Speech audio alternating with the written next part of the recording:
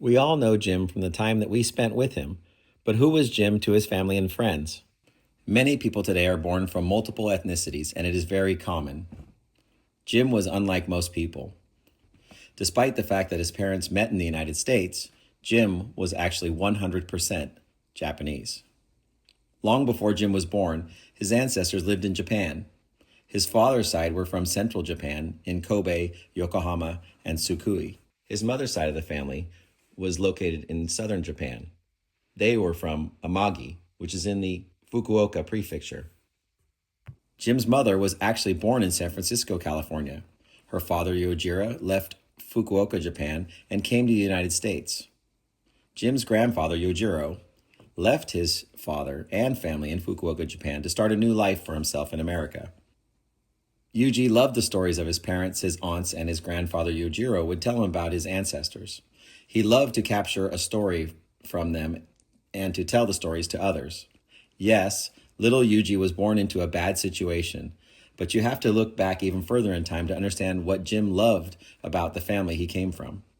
Like most of us, it was the origins of his ancestry, his deeply rooted family history, and how he interacted with the world that constantly shaped who he was. Like most of us, Yuji was in a constant state of change, fluctuating his way through life as he found himself. Jim's first name should have been different. He was born Yuji Mita. Jim's last name really should have been different too. It should have been Misumi, not Mita. Follow along with me as I explain a small amount about Jim's father's Misumi side of our family and guide you to a collision course for you to meet Jim's mother's side of the family. A story that nobody could have imagined or written into existence. As you all know, Jim loved telling stories, especially stories about his own family history. Jim's grandfather Yojiro's life in Japan was not so great. His father, Naosaku, worked as a lumberman. Yojiro's mother passed away shortly after giving birth to Yojiro. When Yojiro's mother passed away, his father, Naosaku, turned to alcohol, and he took her passing very hard. He had a hard time coping with life. He became an alcoholic and went into debt.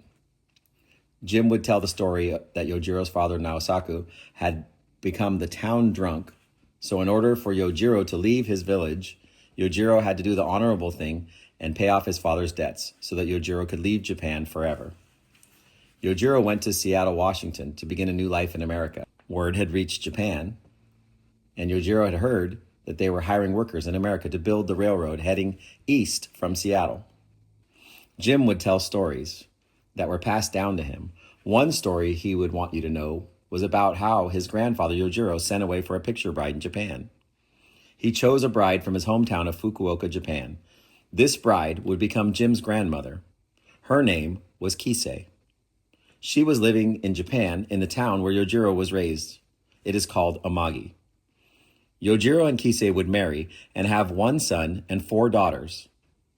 Yojiro found working on the railroad to be exhausting work, so when they needed a cook, he volunteered to quit the backbreaking work of building the railroad, and he told the foreman that he could cook even though he didn't know how to cook. Jim's mother, Yoriko, was the second-born child and the oldest daughter from Yojiro and Kisei.